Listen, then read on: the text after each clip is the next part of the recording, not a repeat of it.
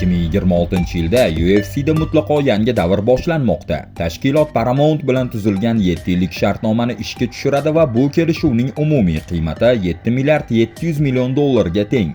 Bunday ulkan mablag' o'z-o'zidan kelmagan. Uni oktagon ichida to'liq oqlash kerak bo'ladi. Bu esa shuni anglatadiki, bizni MMA olamida portlovchi voqealar, yirik super janglar, kutilmagan title shotlar va hatto tarixda ilk bor Oq uyda o'tkazilishi mumkin bo'lgan UFC turniri kutib turibdi.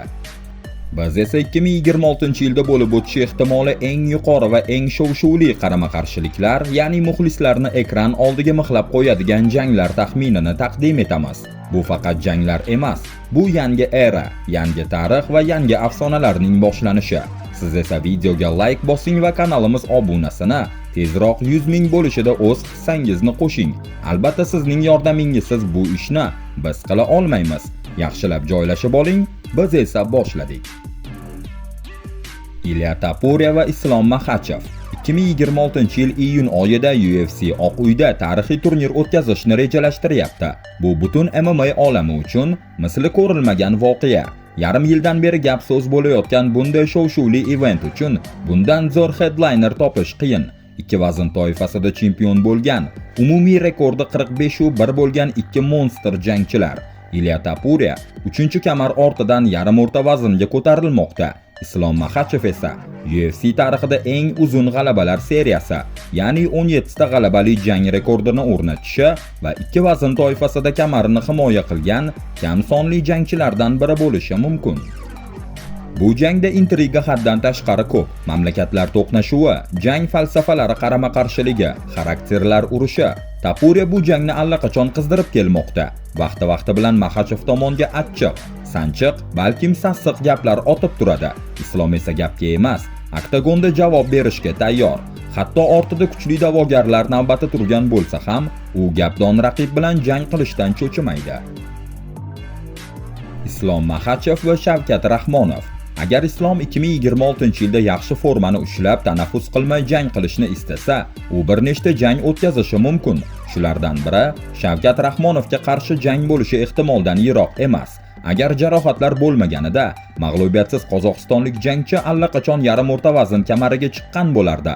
Balki hozirning o'zida chempion ham bo'lar edi.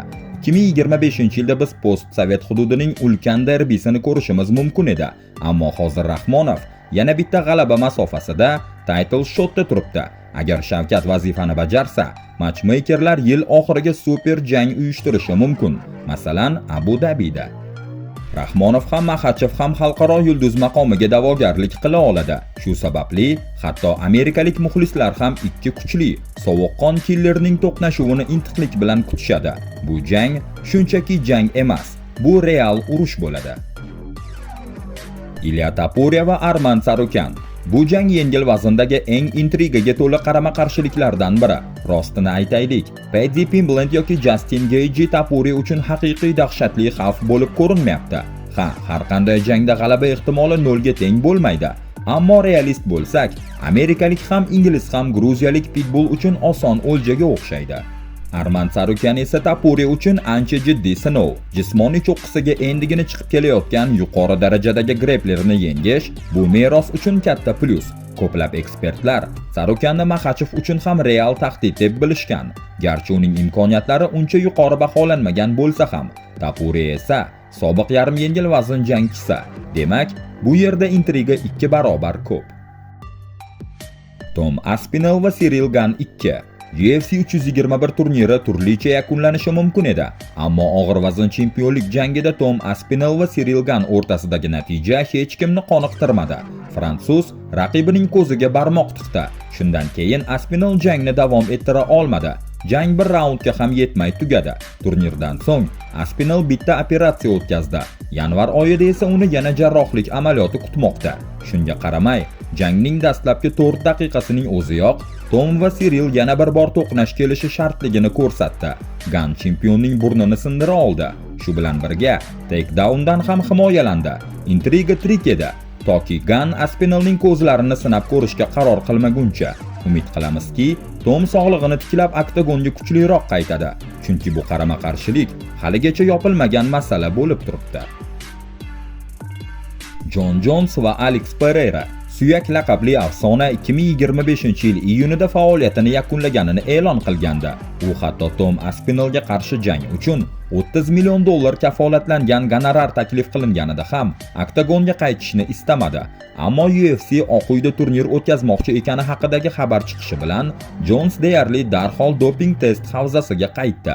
Jon raqib nomini ham ochiq aytdi. Alex Pereira Poatan bu g'oyani katta ishtiyoq bilan qo'llab-quvvatladi va amerikalik bilan super jang uchun yarim og'ir vazn kamarini ham bo'shatishga tayyor. Chunki bunday jang bu katta pul, ijtimoiy tarmoqlarda portlash, reklama shartnomalari va yana bir qator bonuslar degani. Jones kibrli odam emas. Shu sababli u Oq uyda turnirda hatto main event bo'lmasa ham jang qilishga rozi. Faqat bitta shart bor. Raqib Pereira bo'lishi kerak, boshqa hech kim emas. Pyotr Yan va Umar Nurmagomedov. Biz eng yengil vaznda ikki rossiyalik jangchi to'qnashuvini 2025-yilning o'zidayoq kutgandik. Vaziyat juda qulay edi. Ammo Umar Nurmagomedovga UFC 311 da Merab Dvalishviliga qarshi chempionlik jangida yana bitta raund yetmadi. Pyotr Yan esa o'z imkoniyatidan foydalandi va 2025-yil dekabrida to'xtovsiz bosim qiluvchi gruzin ustidan ishonchli g'alaba qozonib, yana chempionlik kamarini qo'lga kiritdi. Hozir ikkala rossiyalik ham divizion cho'qqisida. UFC 324 da Umar Davison Figueiredoga qarshi jang qiladi.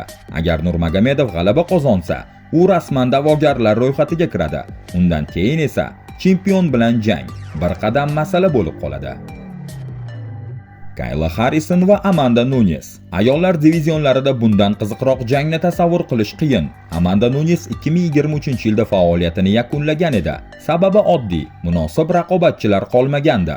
Ammo UFCda Kayla Harrison paydo bo'lishi bilan braziliyalik sher ayol fikrini keskin o'zgartirdi va o'zida yana oktagonga qaytish istagini his qildi. UFC 324 da bizni hashamatli to'qnashuv kutyapti. Aralash yakka kurashlar tarixidagi eng buyuk ayol jangchiga qarshi 2 karra Olimpiada chempioni.